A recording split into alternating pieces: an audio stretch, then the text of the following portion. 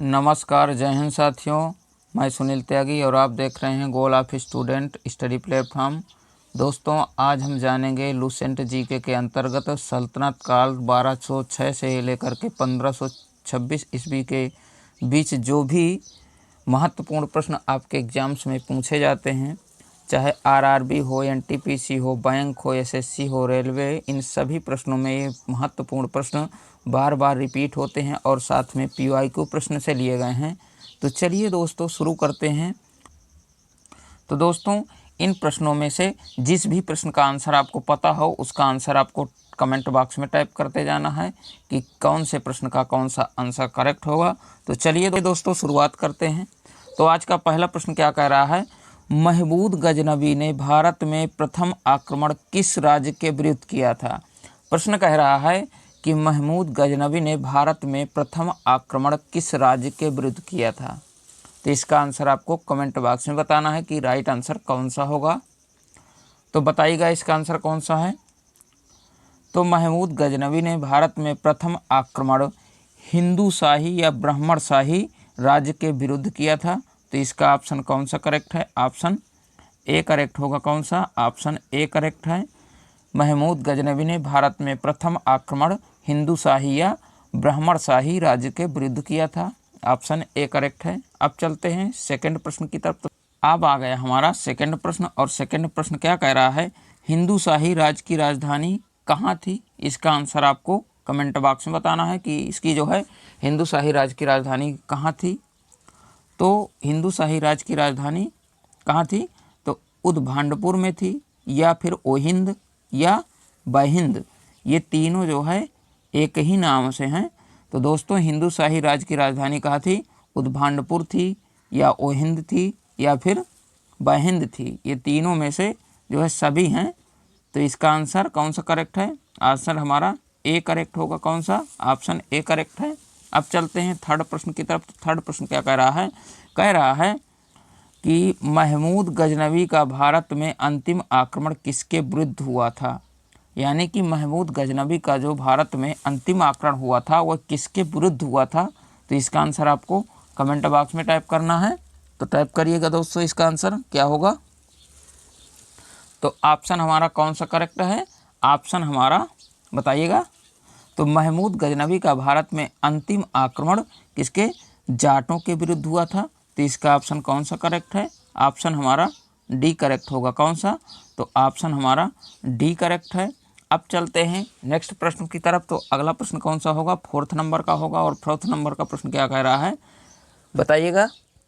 तो क्या कह रहा है फोर्थ नंबर, हिंदू शाही राज्य का कौन सा शासक तुर्कों से बार बार पराजित होने के कारण ग्लानिवश आत्मदाह कर लिया था। हिंदू शाही राज्य का कौन सा शासक तुर्कों से बार बार पराजित होने के कारण ग्लानिवश आत्मदाह कर लिया था। बताइएगा इसका आंसर कौन सा करेक्ट होगा।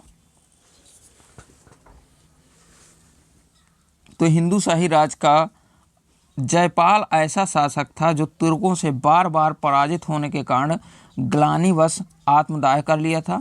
ऑप्शन कौन सा करेक्ट होगा, ऑप्शन ए हमारा करेक्ट है। कौन सा, ऑप्शन ए करेक्ट है दोस्तों।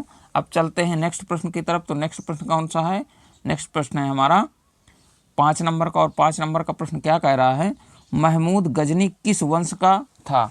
इसका आंसर आपको कमेंट बॉक्स में बताना है कि आंसर कौन सा करेक्ट होगा। तो महमूद गजनी किस वंश का था, बताइएगा इसका आंसर। आंसर हमारा कौन सा करेक्ट है, तो बताइएगा महमूद गजनवी किस वंश का था। तो दोस्तों, महमूद गजनवी किसका, यामनी वंश का था।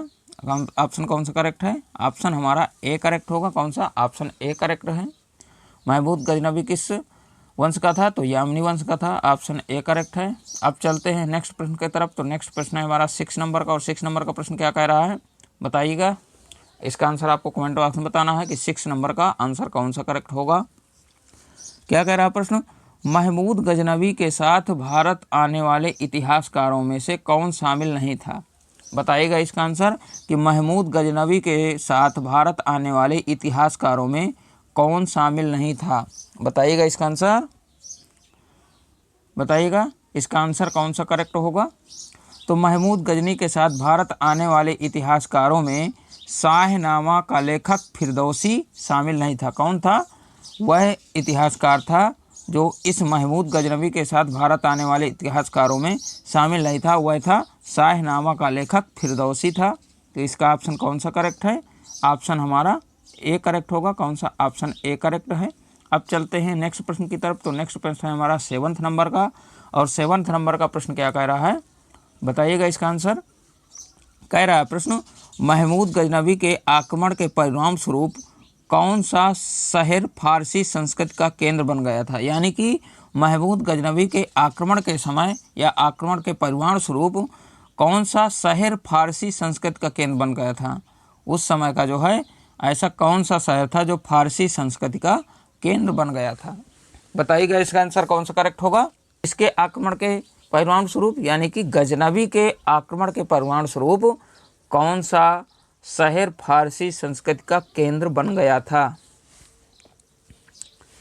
ऑप्शन हमारा कौन सा करेक्ट होगा? तो महमूद गजनवी के आक्रमण के परिणाम स्वरूप लाहौर शहर था वो फारसी संस्कृति का केंद्र बन गया था। कौन सा? तो लाहौर शहर फारसी संस्कृति का केंद्र बन गया था। ऑप्शन हमारा कौन सा करेक्ट है? तो ऑप्शन हमारा ए करेक्ट है। कौन सा? ऑप्शन ए करेक्ट है। अब चलते हैं अगले प्रश्न तरफ। तो अगला प्रश्न होगा हमारा 8 नंबर का। 8 नंबर का प्रश्न क्या कह रहा है, बताइएगा इसका आंसर। तो 8 नंबर का प्रश्न कह रहा है, निम्नलिखित में से किसने ढोल की तेज आवाज़ के साथ एक महिला का अपने पति की चिता के साथ स्वतः को जला लेने के दृश्यों का भयानक चित्रण किया है? निम्नलिखित में से किसने ढोल की तेज आवाज़ के साथ एक महिला का अपने पति की चिता के साथ स्वतः को जला लेने के दृश्यों का भयानक चित्रण किया था? यानी कि जो है कह रहा है प्रश्न कि महिला जो थी वो अपनी पति के चिता के साथ जो जला लेने से क्या हुआ था, भयानक चित्रण हुआ है। इसका ऑप्शन कौन सा करेक्ट होगा, बताइए।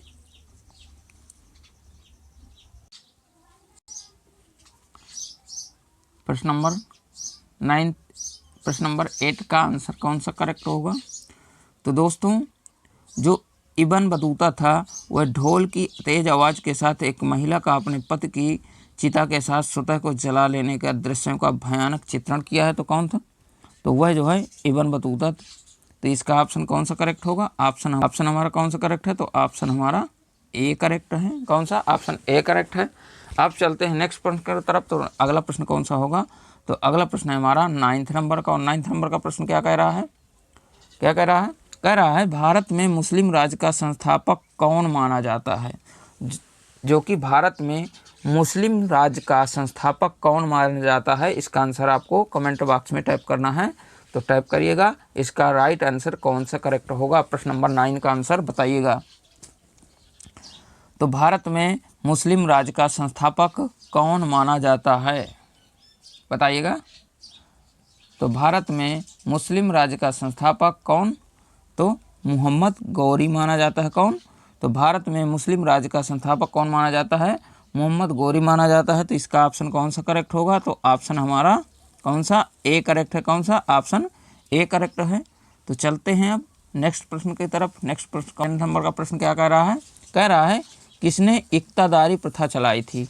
अब इसका आंसर आपको बताना है कि किसने इक्तादारी प्रथा चलाई थी।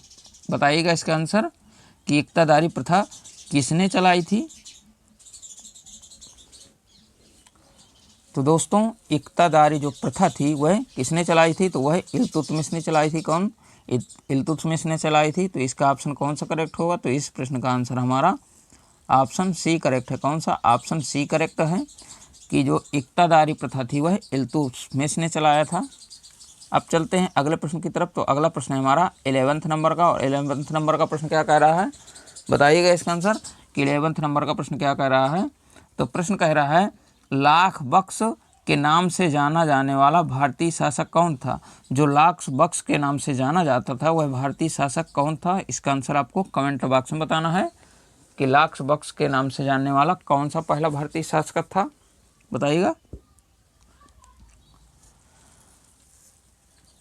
तो हम जानते हैं कि लाख बख्श के नाम से जाना जाने वाला कौन था? तो कुतुबुद्दीन ऐबक था। तो इसका ऑप्शन कौन सा करेक्ट होगा? ऑप्शन सी करेक्ट है। लाल बख्श के नाम से जाना जाने वाला भारतीय शासक कुतुबुद्दीन ऐबक था। ऑप्शन सी करेक्ट है। आप चलते हैं अगले प्रश्न तरफ। तो अगला प्रश्न होगा हमारा 12th नंबर का, और 12th नंबर का प्रश्न क्या कह रहा है बताइएगा इसका आंसर। 12th नंबर का प्रश्न कह रहा है 13वीं सदी में सेना का सर्वोच्च अधिकारी होता था। यानी कि जो 13वीं शताब्दी थी उस समय जो है सेना का सर्वोच्च अधिकारी कौन था, बताना है इसका आंसर कौन सा करेक्ट होगा। तो 13वीं सदी में सेना का सर्वोच्च अधिकारी होता था, बताइएगा इसका आंसर कौन सा करेक्ट होगा। क्वेश्चन नंबर 12 बताइएगा आंसर। तो 13वीं सदी में सेना का सर्वोच्च अधिकारी कौन होता था, खान होता था। तो इसका ऑप्शन कौन सा करेक्ट है, ऑप्शन हमारा बी करेक्ट होगा। कौन सा, ऑप्शन बी करेक्ट है। 13वीं सदी में सेना का सर्वोच्च अधिकारी खान होता था, ऑप्शन बी करेक्ट है। आप चलते हैं नेक्स्ट प्रश्न की तरफ। तो नेक्स्ट प्रश्न होगा हमारा 13 नंबर का, और 13 नंबर का प्रश्न क्या कह रहा है भारत में गुलाम वंश का संस्थापक कौन माना जाता है, बताइएगा इसका आंसर कि भारत में गुलाम वंश का संस्थापक कौन माना जाता है। यानी कि जो गुलाम वंश की स्थापना की थी या नींव रखी थी वह कौन सा शासक था, बताना है। तो भारत में गुलाम वंश का संस्थापक कौन था, तो गुलाम वंश का संस्थापक था कुतुबुद्दीन ऐबक। इन्होंने जो है गुलाम वंश की स्थापना की थी। तो ऑप्शन हमारा कौन सा करेक्ट होगा, ऑप्शन हमारा ए करेक्ट है। कौन सा, ऑप्शन ए करेक्ट होगा। अब चलते हैं नेक्स्ट प्रश्न की तरफ। तो अगला प्रश्न होगा हमारा 14 नंबर का, और 14 नंबर का प्रश्न क्या कह रहा है कुतुब मीनार के कार्य को किसने पूरा किया, बताइएगा कि कुतुब मीनार के कार्य को किसने पूरा किया था। दोस्तों ये जितने भी प्रश्न हैं ये जो है PYQ प्रश्न से लिए गए हैं और बार बार एग्जाम्स में पूछे गए प्रश्न हैं। हर एक एग्जाम्स में ये प्रश्न रिपीट होते हैं। तो दोस्तों ये टेस्ट सीरीज चल रही है, तो टेस्ट सीरीज ज़रूर देखा करिए। आपका GK GS एकदम जो है कंप्लीट ही हम करवाएंगे। तो बताइएगा इसका आंसर कौन सा करेक्ट होगा। तो कुतुब मीनार के कार्य को किसने पूरा किया था, बताइएगा। तो कुतुब मीनार के कार्य को पूरा करने वाले इल्तुतमिश हैं। कौन से, इल्तुतमिश से। तो इसका ऑप्शन कौन सा करेक्ट होगा, तो ऑप्शन हमारा सी करेक्ट है। कौन सा, ऑप्शन हमारा सी करेक्ट है। कुतुब मीनार का निर्माण किसने पूरा किया था, तो इल्तुतमिश ने पूरा किया था, ऑप्शन सी करेक्ट है। अब चलते हैं नेक्स्ट प्रश्न की तरफ। तो नेक्स्ट प्रश्न कौन सा होगा, तो नेक्स्ट प्रश्न होगा हमारा 15 नंबर का। तो 15 नंबर का प्रश्न क्या कह रहा है निम्नांकित में से दिल्ली का पहला तुगलक सुल्तान कौन था। अब इसमें से बताना है कि दिल्ली का तुगलक सुल्तान कौन था, बताइएगा इसका आंसर। 15 नंबर का आंसर बताइएगा कमेंट बॉक्स में कि इसका आंसर कौन सा करेक्ट होगा। तो गयासुद्दीन तुगलक जो था वह जो है दिल्ली का पहला तुगलक सुल्तान था। कौन, गयासुद्दीन तुगलक। तो इसका ऑप्शन कौन सा करेक्ट होगा, ऑप्शन हमारा ए करेक्ट है। गयासुद्दीन तुगलक दिल्ली का पहला तुगलक सुल्तान था, ऑप्शन ए करेक्ट होगा। अब चलते हैं नेक्स्ट प्रश्न की तरफ। तो नेक्स्ट प्रश्न होगा हमारा कौन सा, तो नेक्स्ट प्रश्न होगा हमारा 16 नंबर का, और 16 नंबर का प्रश्न क्या कह रहा है बताइएगा। पंजाब के हिंदू शाही राजवंश को किसने स्थापित किया था। अब जो पंजाब में हिंदू शाही राजवंश था उसको स्थापित किसने किया था, बताइएगा इसका आंसर कौन सा करेक्ट होगा। पंजाब में हिंदू शाही राजवंश को किसने स्थापित किया था। तो जो पंजाब के हिंदू शाही राजवंश को स्थापित करने वाले कौन थे, कलर थे। कौन थे, कलर थे। ऑप्शन कौन सा करेक्ट होगा, तो 16 नंबर का ऑप्शन हमारा बी करेक्ट है। पंजाब के हिंदू शाही राजवंश को स्थापित करने वाले कलर थे, ऑप्शन बी करेक्ट है। अब चलते हैं अगले प्रश्न की तरफ। तो अगला प्रश्न है हमारा 17 नंबर का, और 17 नंबर का प्रश्न क्या कह रहा है वह रोमन सम्राट अगस्त की भांति सावधान था कि वह दूसरों की तरह शक्तिशाली न लगे और वह दूसरों के स्तर से अधिक न लगे। यह संदर्भ किसका है। वह रोमन सम्राट अगस्त की भांति सावधान था कि वह दूसरों की तरह शक्तिशाली न लगे और वह दूसरों के स्तर से अधिक न लगे। यह संदर्भ किसका था, यह बात किसकी थी कि जो दूसरों से अधिक शक्तिशाली न लगे और ना दूसरों के स्तर से अधिक ना लगे। बताइएगा 17 नंबर का आंसर कौन सा करेक्ट होगा। तो वह रोमन सम्राट कौन था, बताइएगा। तो वह रोमन सम्राट कौन था, वह लोधी था जो दूसरों की तरह शक्तिशाली ना लगे और दूसरों के स्तर से अधिक ना लगे, यह जो है किसका था, तो यह संदर्भ था हमारा बहलोल लोधी का। तो इसका ऑप्शन कौन सा करेक्ट होगा, ऑप्शन हमारा सी करेक्ट है। कौन सा, ऑप्शन सी करेक्ट है। तो दोस्तों अब चलते हैं अगले प्रश्न की तरफ। तो अगला प्रश्न होगा हमारा कौन सा, 18 नंबर का। और 18 नंबर का प्रश्न क्या कह रहा है, कह रहा है अल बरूनी किसके शासनकाल में इतिहासकार था। बताइएगा इसका आंसर कौन सा करेक्ट होगा 18 नंबर का, कि जो है अल बरूनी किसके शासनकाल में इतिहासकार था। बताइएगा आंसर। तो जो अल बरूनी था वह जो है किसके शासनकाल में, तो वह महमूद गजनबी के शासनकाल में क्या था, इतिहासकार था। तो इसका ऑप्शन कौन सा करेक्ट होगा, ऑप्शन हमारा ए करेक्ट होगा। अल बरूनी महमूद गजनबी के शासनकाल में इतिहासकार था, ऑप्शन ए करेक्ट है। अब चलते हैं अगले प्रश्न की तरफ। तो अगला प्रश्न होगा हमारा 19 नंबर का। और 19 नंबर का प्रश्न क्या कह रहा है निम्नलिखित में से कौन सा शासक दास गुलाम राजवंश से संबंधित है। अब बताना है कि जो शासक था वह दास या गुलाम वंश राजवंश से संबंधित है, बताना है इसका आंसर। तो दोस्तों आपको पता है कि ये जो है इल्तुतमिश हैं, ये जो है दास वंश या गुलाम वंश से संबंधित हैं। तो इसका ऑप्शन कौन सा करेक्ट होगा, ऑप्शन हमारा कौन सा, ए करेक्ट है। राजवंश कौन सा, तो यह जो है इल्तुतमिश शासक दास वंश या गुलाम राजवंश से संबंधित हैं, ऑप्शन ए करेक्ट है।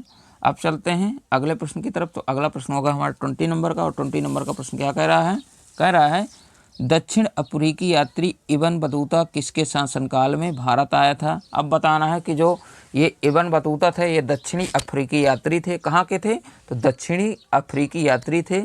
और ये कहाँ से आए थे या किसके शासनकाल में आए थे, तो ये दक्षिण अफ्रीका से तो आए थे। दक्षिणी अफ्रीकी यात्री इब्न बतूता किसके शासनकाल में भारत आए थे। तो प्रश्न नंबर 20 का आंसर कौन सा करेक्ट होगा, तो दक्षिणी अफ्रीकी यात्री इब्न बतूता मोहम्मद बिन तुगलक के शासनकाल में आए थे। किसके, तो मोहम्मद बिन तुगलक के शासनकाल में आए थे। तो इसका ऑप्शन कौन सा करेक्ट होगा, ऑप्शन हमारा सी करेक्ट है। दक्षिणी अफ्रीकी यात्री इब्न बतूता मोहम्मद बिन तुगलक के शासनकाल में भारत आया था, ऑप्शन सी करेक्ट होगा। अब चलते हैं अगले प्रश्न पर। तो अगला प्रश्न होगा हमारा कौन सा, तो अगला प्रश्न होगा हमारा 21 नंबर का प्रश्न क्या कह रहा है महमूद गजनबी ने भारत पर कितनी बार आक्रमण किया है। अब बताना है कि महमूद गजनबी था जो भारत पर कितनी बार आक्रमण किया है, बताना है। इसका आंसर आपको कमेंट बॉक्स में, ये बहुत ही महत्वपूर्ण प्रश्न है दोस्तों। अक्सर सारे एग्जाम्स में ये प्रश्न रखा जाता है और पूछा भी जाता है कि जो महमूद गजनबी था सबसे ज़्यादा जो है किस मंदिर पर आक्रमण किया था और भारत में कितने बार आक्रमण किया था, बताइएगा। तो जो महमूद गजनबी था यह जो है भारत पर कितने बार, 17 बार आक्रमण किया था। और सबसे ज़्यादा जो है प्रहार कहाँ पर किया था, तो यह जो है सबसे अधिक बार जो है सबसे ज़्यादा महमूद गजनबी ने सोमनाथ के मंदिर में आक्रमण किया था। दोस्तों ये जो है जितना भी हमारे देश का सोना धन था वह जो है हमारे भारत से लूट करके अपने जो है गजनी ले जा रहा था। एक दोस्तों यह महमूद गजनबी की एक छोटी सी रियासत थी जहाँ से जो है भारत से वहाँ के लिए 17 बार आक्रमण किया है। बताइए एक एक बार के आक्रमण से ये पूरा धन नहीं ले जा पाए, इतना जो है धन संपदा थी हमारे भारत में। तो ये 17 बार आक्रमण किया हमारे भारत में और सबसे ज़्यादा जो है प्रहार कहाँ पर, सोमनाथ के मंदिर पर किया था। ऑप्शन इसका कौन सा करेक्ट होगा, ऑप्शन सी करेक्ट है। अब चलते हैं नेक्स्ट प्रश्न की तरफ। तो नेक्स्ट प्रश्न होगा हमारा 22 नंबर का। और 22 नंबर का प्रश्न क्या कह रहा है किसने अपने आप को खलीफा घोषित किया था। अब बताना है इसका आंसर कि किसने अपने आप को खलीफा घोषित किया था, बताइए इसका आंसर कौन सा करेक्ट होगा 22 नंबर का, कि जो खलीफा घोषित किया था उस किसने अपने आप को खलीफा घोषित किया था, बताइएगा आंसर। तो इसका आंसर कौन सा करेक्ट होगा, तो मुबारक शाह खलजी ने जो है अपने आप को खलीफा का पद घोषित किया था। क्या किया था, खलीफा घोषित किया था। किसने किया था, तो मुबारक शाह खलजी ने अपने आप को खलीफा घोषित किया था। ऑप्शन कौन सा करेक्ट होगा, तो ऑप्शन हमारा डी करेक्ट है। कौन सा? ऑप्शन डी करेक्ट है। अब चलते हैं नेक्स्ट प्रश्न की तरफ। तो नेक्स्ट प्रश्न होगा हमारा 23 नंबर का, और 23 नंबर का प्रश्न क्या कह रहा है? कह रहा है लोदी वंश का संस्थापक कौन था? बताइए इसका आंसर कि लोदी वंश का संस्थापक कौन था। लोदी वंश को किसने जो है लोदी वंश की नींव रखी थी? बताइएगा इसका आंसर। तो लोदी वंश का स्थापना की थी किसने? बहलोल लोदी ने की थी। तो इसका ऑप्शन कौन सा करेक्ट होगा? ऑप्शन हमारा सी करेक्ट है। कौन सा? ऑप्शन सी करेक्ट है। लोदी वंश का संस्थापक बहलोल लोदी था। अब चलते हैं 24 नंबर का प्रश्न। 24 नंबर का प्रश्न क्या कह रहा है? भारतीय इतिहास में बाजार नियमों मूल नियंत्रण पद्धति की शुरुआत किसने की थी? यानी कि भारतीय इतिहास में जो पहली बार बाजार नियमों एवं मूल नियंत्रण की पद्धति किसने की थी? बताइएगा इसका आंसर कौन सा करेक्ट होगा? तो भारतीय इतिहास में बाजार नियमों व मूल नियंत्रण की पद्धति की शुरुआत किसने? अलाउद्दीन खिलजी ने की थी। किसने? अलाउद्दीन खिलजी ने की थी। तो इसका ऑप्शन कौन सा करेक्ट होगा? ऑप्शन हमारा डी करेक्ट है। भारतीय इतिहास में बाजार नियमों तथा मूल नियंत्रण पद्धति की शुरुआत किसने? अलाउद्दीन खिलजी ने की थी। ऑप्शन डी करेक्ट होगा। अब चलते हैं नेक्स्ट प्रश्न की तरफ। तो नेक्स्ट प्रश्न है हमारा कौन सा? नेक्स्ट प्रश्न होगा हमारा 25 नंबर का, और 25 नंबर का प्रश्न क्या कह रहा है? नंबर आ गया हमारा 25। कौन सा? 25 क्या कह रहा है? कह रहा है राज संबंधों में उलेमा के दखल का विरोध किस सुल्तान ने किया था? राज संबंधों में उलेमा के दखल का विरोध किस सुल्तान ने किया था? बताइएगा इसका आंसर कौन सा करेक्ट होगा? तो दोस्तों राज संबंधों में उलेमा के दखल का विरोध किसने किया था? किया था अलाउद्दीन खिलजी ने। किसने? ऑप्शन हमारा बी करेक्ट होगा। कौन सा? ऑप्शन हमारा बी करेक्ट है। राज संबंधों में उलेमा के दखल का विरोध अलाउद्दीन खिलजी ने किया था। ऑप्शन हमारा बी करेक्ट है। तो दोस्तों यदि हमारी क्लास आपको पसंद आई हो तो आप हमारे चैनल को लाइक, शेयर और सब्सक्राइब करने के साथ साथ अपने मित्रों को भी शेयर करिएगा, ताकि आपके फ्रेंड्स की भी मदद हो सके। तो मिलते हैं नेक्स्ट सेशन में। तब तक के लिए जय हिंद, वंदे मातरम साथियों। और दोस्तों आप हमारे चैनल से जुड़े रहें, और साथ में ये जो प्रश्न है इसी क्लास का है, इसका आंसर आपको कमेंट बॉक्स में बताना है कि इसका आंसर कौन सा करेक्ट होगा। यानी कि 23वीं सदी में सेना का सर्वोच्च अधिकारी कौन होता था? बताइएगा इसका आंसर कौन सा करेक्ट है। इसी क्लास का ये प्रश्न है। चलिए मिलते हैं नेक्स्ट सेशन में।